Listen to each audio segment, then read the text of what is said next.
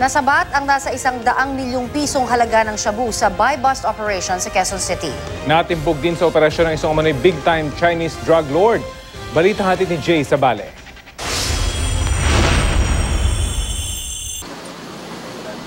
Sa loob ng kulay gold na SUV na ito, naganap ang transaksyon sa pagitan ng isang suspected big-time Chinese drug lord at isang nagpapanggap na buyer ng NCRPO. Sa Green Meadow sa Quezon City bago maghating gabi, matapos ang buy-bust operations, naaresto ang Chinese national na si Jose Cruz Tan.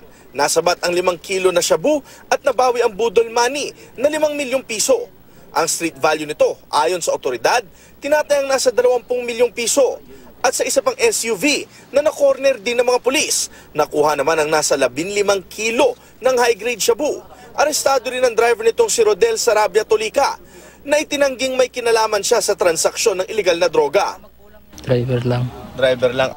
Sa kabuuan, nasa 100 milyong piso ang halaga ng 20 kilo na droga na nasabat sa operasyon. Naharap ang mga sospek sa paglabag sa Republic Act 9165 o Comprehensive Dangerous Drugs Act of 2002. Saan mo mabagsak itong napakaraming ito?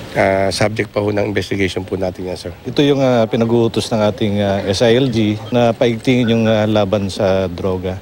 Ayon kay Interior and Local Government Secretary Mel Sarmiento, mula Enero ngayong taon, nasa 200 kilo ng shabu na ang nasabat ng otoridad habang mahigit 4,000 individual na raw ang naaresto. Sa NCR, from 900 cases per week, we're now down to about 300 cases per week.